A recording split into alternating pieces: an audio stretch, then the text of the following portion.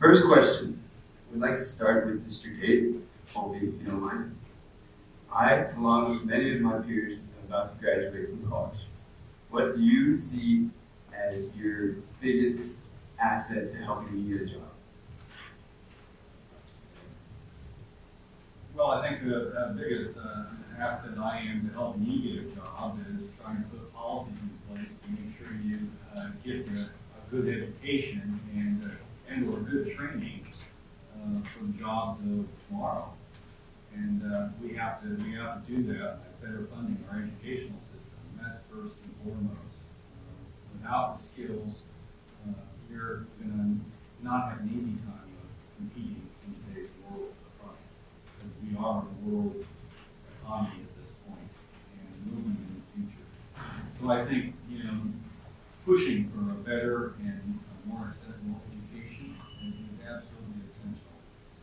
The next part, I suppose, would be trying to keep our economy going and keeping it on the rise and improving and making sure that we have growth that enables job growth, that we have investments in the world and investments here locally.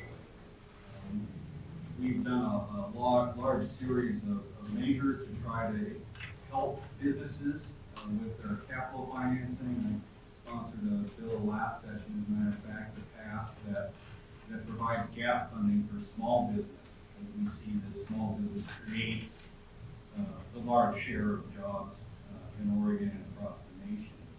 And so it's important that they have the ability to get the capital they need to grow and create more jobs.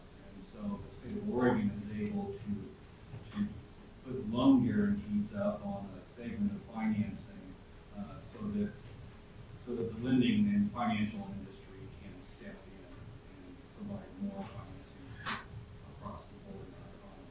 So it's education and the economy. Great. Thank you. And we have a mic if you guys so choose. And if you wouldn't mind standing up, that's great. Same question? Same question. Okay, everyone, my name's Aaron Baker.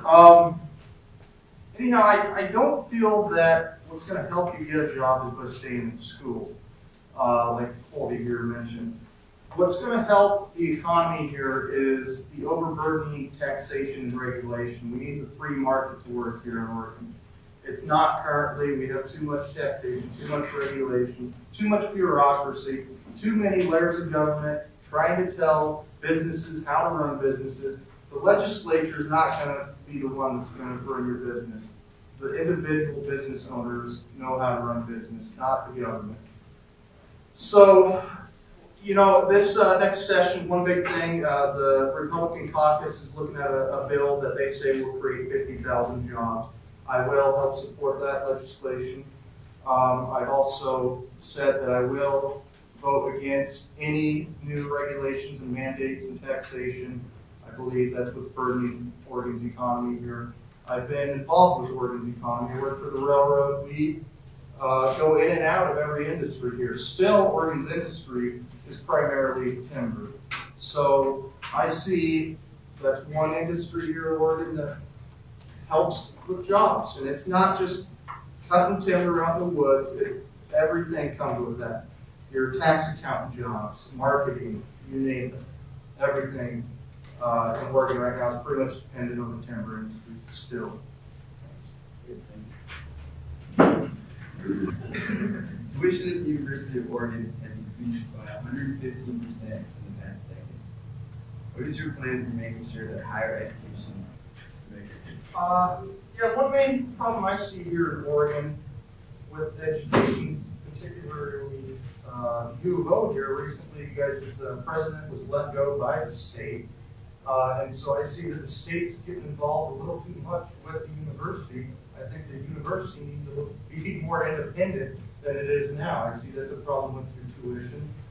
We send our tax dollars to the federal government, and then we have to have our congressmen fight to get our money back to us.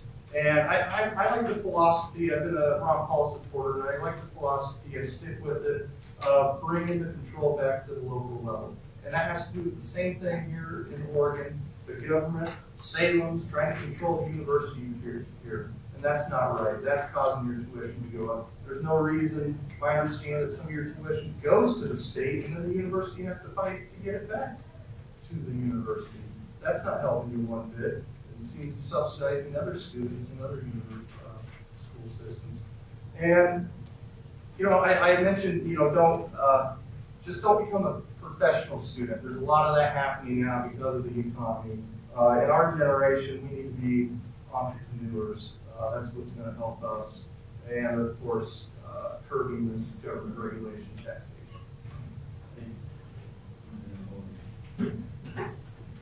Thanks. I've got to agree with Representative Barnhart primarily. There are, and Representative Nathanson as well. There are a lot of things that we need to work on to try to close loopholes, to get better tax compliance, to try to get the revenues we need. The tuition dollars may go to the state, but they basically are for the university system, and they directly benefit universities across the state.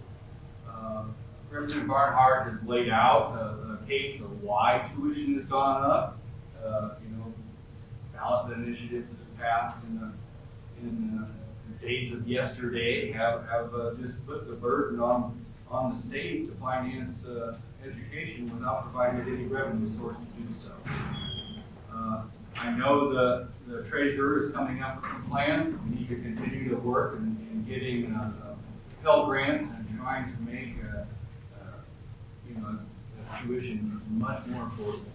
But at the end of the day, I think we have a bigger structural problem, and it has to do with tax reform. There are too many people in this world who pay very little and take all the benefits, while the working class is being sucked dry. And we need a better system of financing education. I would propose that we need a sales tax in our Constitution that is dedicated for education, can't be used for anything else, and have the state start funding education back to the 50% that it should, and you will see your tuition plummet. And then you will have an education that is affordable, you will have more access. It's not about free market and the choice, because if you don't have any money, you have no choice. So you can have all these great schools that are really expensive to choose from, but if you can't afford it, it isn't freedom. You need an education for freedom, and I believe the state should be providing more revenue back up to the 50%. I think a dedicated sales tax, along with lowering the income tax for lower income people and providing some property tax relief for seniors at the same time, will provide us an extra $4 billion, which is what we need to inject into the education system. Great, thank you. Moving on to our third question. So I'd like to start with District 11, Mr. Martin. Oregonians have always considered themselves leaders on public and environmental challenges. What will you do to continue this legacy? Yeah, Oregon's, you know, environmental policies and such. It's not so much that the government needs to be telling us how to protect the environment. It's going to be the individuals. It's going to be society itself. It's going to be through education that we're going to be a good steward of our environment. It's going to be mothers and fathers teaching children not to litter. It's not going to be the government saying don't litter. It's going to come from the family values.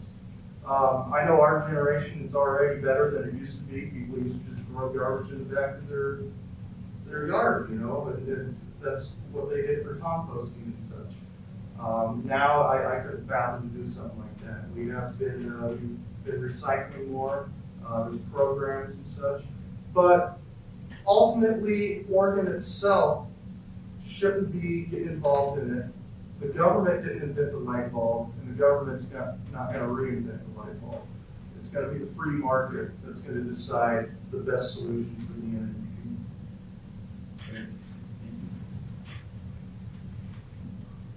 Energy is a big subject matter, and I think the government does play a big role in seeing the future energy policies of the world. There is a value to having air that you can breathe. There is a value to having clean water that you can drink. And those take environmental standards and enforcement that don't have proved not to happen by volunteerism for an industry. We do need that regulation in place to ensure our environment stays clean. And the best thing that we can do from the government position is to try to encourage the use of cleaner energies.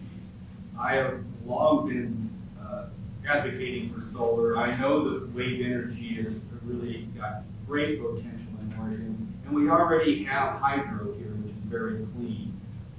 So where we do, and I'm not advocating building any new dams, we're actually, things are going the other way a little bit, but where we do have dams, we need to upgrade those generators. We need to upgrade those turbines. We need to make better use of solar. I really believe that solar is very clean and not obtrusive and not damaging to our environment. And hopefully our sun will always be there to keep on pushing. So I think government plays a role in incenting those kinds of new technologies. We have that sort of thing happening here at the University of Oregon with their solar research here, the material sciences, where we do have some professional students, but they are teaming with big industries that are moving to Oregon to partner with them on the technologies they need and are actually manufacturing in Oregon right now. We need to continue that kind of partnership with the academia world to grow our economy and to look at new energy sources of the future. Okay, thank you. What drives you as a politician? And what is your biggest priority if you are elected? Well, what's definitely propelled me to do this is when I look around and look at the economy. We got 22% of Oregonians on food stamps. We have 6 school districts now, children only attending school 4 days a week. I can't no longer sit around and not get up and do something. And ultimately, I look at the incumbent and I look at the policies he's voted on, and that's what spurs me to get up and say, no more. I look at, recent gas taxes being increased. That's a regressive tax. That hurts the poorest of the poor. Hurts the people on fixed incomes. Hurts the people paycheck to paycheck. It doesn't hurt the guy with 30 grand in the bank to go and pay a little bit more on gas or have his DMV fees increased. Title transfer fees now went up recently, and registration. That hurts me and you. And that's what spurs me, is policies like that constantly being pushed through on us. And it's not the way we need to go. And Oregon is much better than this. There's no reason we should have one of the highest unemployments in the country. We have great universities here. We have great education. We need to band together and be entrepreneurs and strive to do something for the future for our children. And I'm not seeing that right now. And that's what really spurs me to go to say. Thank you. I believe that I share a lot of sentiment that's already been expressed about why I'm running. Education is important. But really what drove me into the legislature and drives me still today is really I want people to have a better standard of living in the future. And that doesn't just include having a job, but it also includes the people that need services that can't provide for themselves. It also includes the elderly. It also includes the disabled. We cannot ignore the people that are on this planet for the benefit of the few. Society cannot go that direction. The other thing that drives me about that standard of living is that I do believe in standards and wage standards. This should never be a right to work state. I will never support this being a right to work state. We need to have basic standards of wages. We have a minimum wage. We shouldn't get rid of it. We have prevailing wages. We shouldn't get rid of those. Those guarantee that workers can have a decent standard of living, and potentially they have health care and retirement so that they can live their lives in dignity. That's what it's about. It's about all of Americans being able to have a life with dignity. We cannot do that by saying, oh, let's let the free market just take over, and we're all subject to whatever wage the rich are willing to let us have. You know, people have a choice to get into unions. They're not forced into the unions. Every person can get out of a union if they decide they don't want to participate in the union and not lose their job. That's federal law. So, in today's world, without unions trying to hold up the standard of living that we fought for centuries and decades and still fight for today, our standard of living would be going downhill even faster than we see it today. And so I stand up for working class people. I stand up for them being able to have health care. I stand up for them to be able to have a retirement and to have a wage where they can buy a home and keep our economy going. I stand up for our children to have a great education so that they can have those same things in the future. And that's what I fight for, and that's what I'll continue to fight for. Great. Thank you all. Give a round of applause.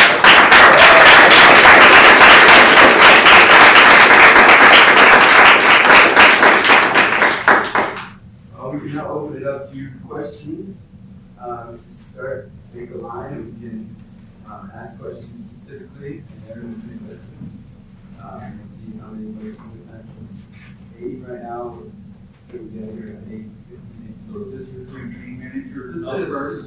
Wayne Taylor. How convenient. Delegate Ron Paul. Yes, I'm Ron Paul, delegate, who's the National Convention in Tampa. Counter corruption that the Republican Party out there forcing rules down us, not listening to us. So that's my point. My question here is illegal aliens. You guys talk about creating jobs and everything. We've got millions of illegal aliens in our country stealing our jobs from us. What do you think about that? Should we remove the illegal aliens from the country and stand up for the rules? Are you To everyone? Yes, that's it. Okay. Curious to admit it.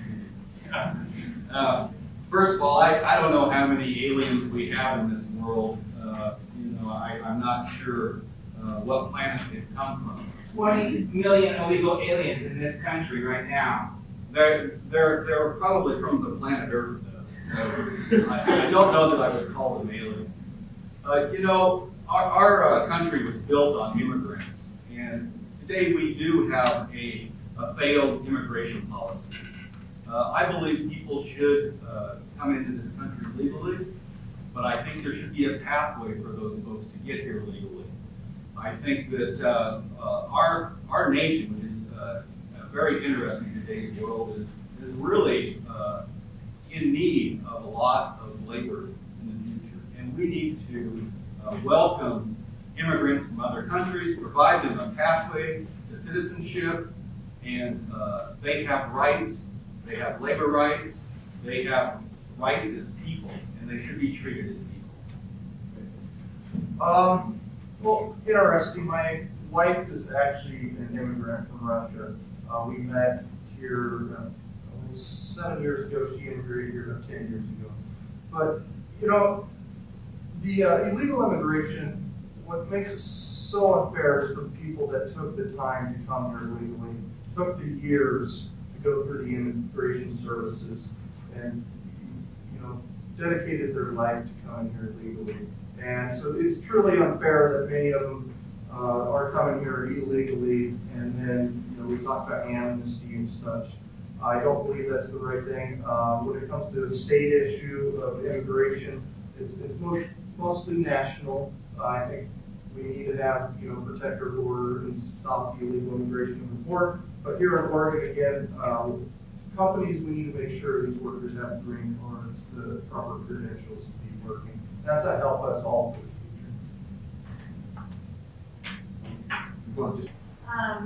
I would like to point out that Oregon has the highest rate of child hunger in the nation, and with nearly 30,000 children living in food insecurity, what kind of actions would you take to address this issue of food insecurity in our state? To everyone. Let's start with Mr. Baker. Well, I don't know where you get the statistics statistic. I mean, it seems pretty odd because, I mean, with the Department of Human Services, anyone can go down there and definitely that qualifies and get the necessities they need when it comes to food and such. And we have these food banks within the city here that are great, going by there and able to get food. I'm not sure, it seems that if we have hunger happening here, it's that the message isn't getting to them that there is food there for them. Because I don't believe that any of these food banks have had a shortage, or the Department of Human Services and food stamps. So maybe what Oregon could do is more notification to these families within our schools and teachers. Notify authorities that there may be a child that's going hungry.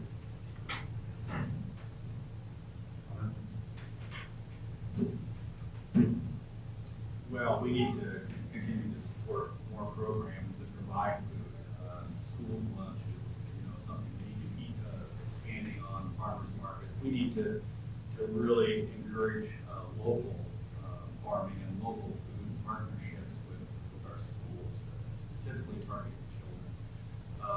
It is true that there are programs out there through food stamps, and we do have food banks, but it doesn't stop food insecurity. Children are still hungry, even after getting those benefits. They don't have enough. We don't have enough resources to feed everybody from the state level. So we really need to encourage those partnerships with, especially our agricultural community, and try to really get the whole community involved in helping supply foods through our school systems and through all our food banks, and keep working on that. And more revenue from the state would always help, but we finally see that group happening next year. So I have a couple questions, but I know we're strapped on time. There's still people behind me, but just a few things that I feel are incredibly important both to me and to our country as a whole.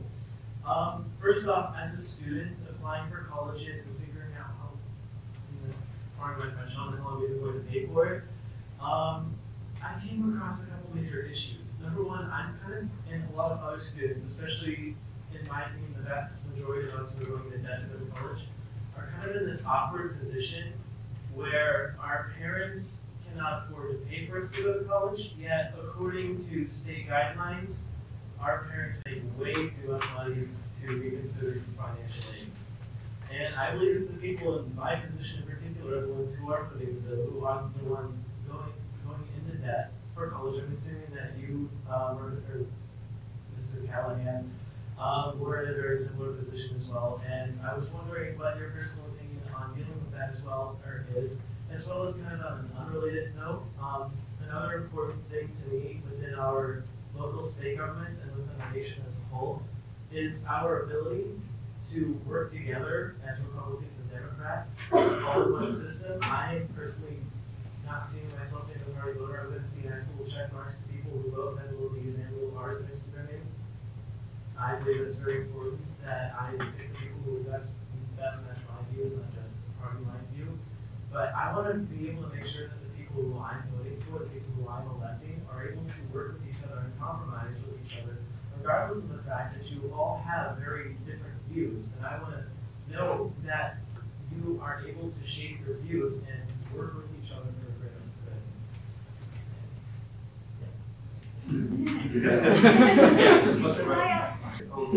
good. Sorry. I agree with most of everything you had to say. I couldn't afford college. I didn't go. And I wasn't going to have my parents foot the bill for me and, and be a burden on their lives. So I went out in the workforce. I did classes as I could. Then lucky enough to have some trade skills that got me the job I have today. And when we talk about working along the aisles, in my district, no matter what, I have to listen to the constituents. That's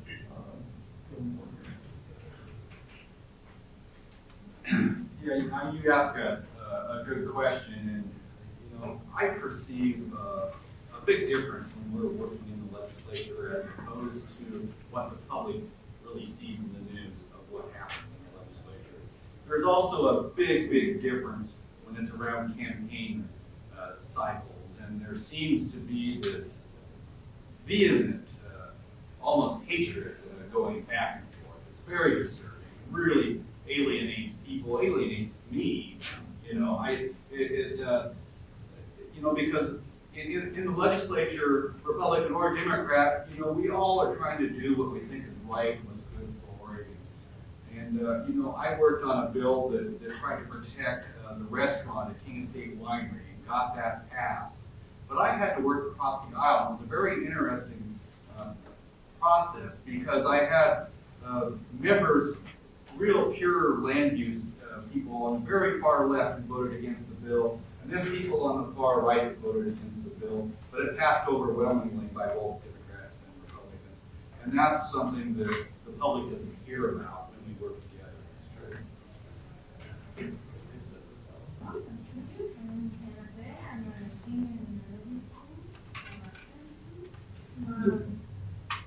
Congratulations. But my two-part question. The first part is fees, really quick.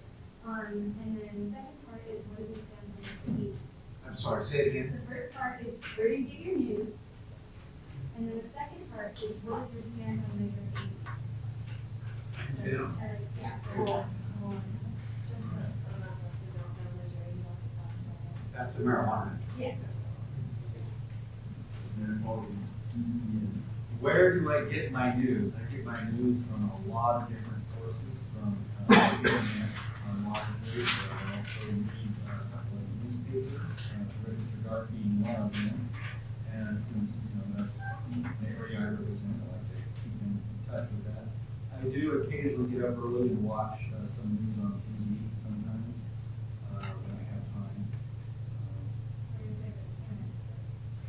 Oh, well, I look at the New York Times for one on the internet, and Oregon Live for the Oregonian.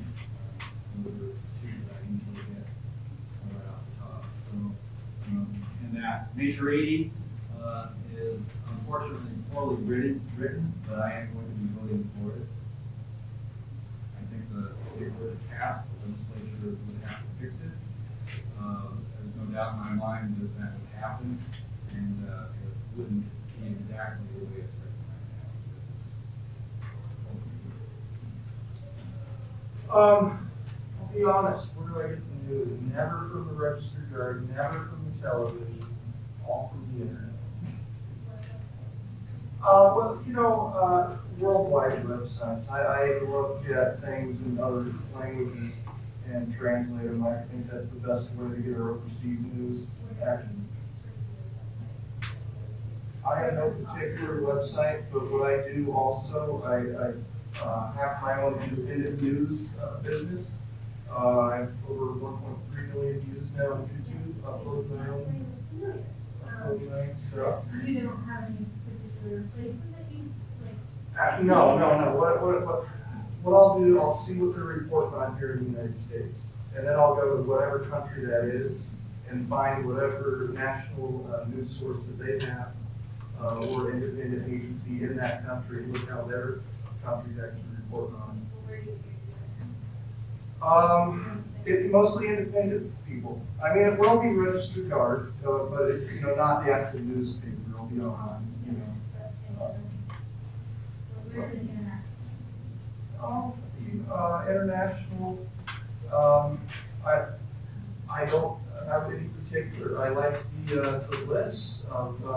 I like Drudge Report. I like Reddit. See what's popping up on there. I like YouTube. See what fellow YouTubers are.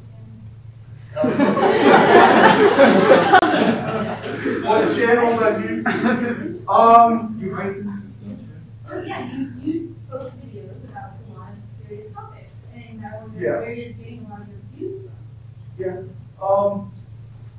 And mostly, what you'll see, all the stories I do read, I usually post them on my Facebook page of No Sugarcoated News. And so that's a good idea of what I'm reading. But I'm telling you, it varies. I try to impress people with what new things. I mean, you may have to, we now can translate anything, like I'm saying. And so some of my stuff, I like Al Jazeera, I like Russia for foreign news reports. I think they're better than any of our local ones, hands down. They seem to always have reporters on the ground. Measure 80. Measure 80. You know, one thing I don't like about it, I just don't like that, you know, they kept taxing me. That's not cool. So, I mean, I'm gonna vote yes. Yeah, I understand that, but ultimately, you know, I agree with stopping prohibition. We're talking about a plant here. I don't agree that the government should be that closely involved in our lives to say that we can't touch or grow a plant in our backyard that grows there. I will. I think it's a step. But that's about it.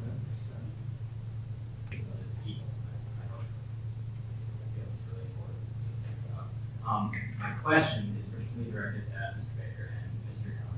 Callahan. You talked a lot about deregulation for businesses, and how that would help Oregon and the nation.